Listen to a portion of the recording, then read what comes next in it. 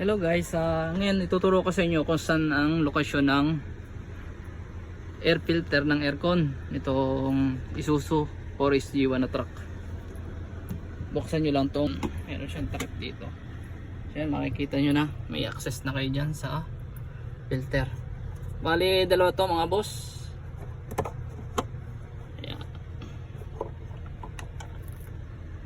Makikita nyo, ang dumi. Tapos meron siya sa ilalim.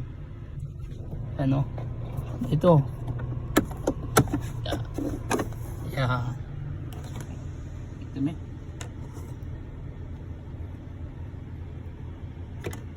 Ang ating hahanginan. Ayan, kakabit na natin.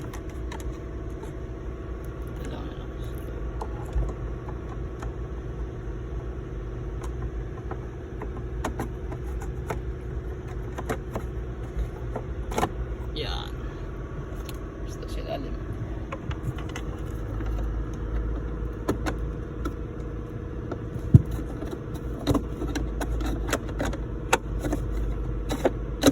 Yan. So yun lang guys. Thanks for watching. Please like, share, and subscribe mga boss.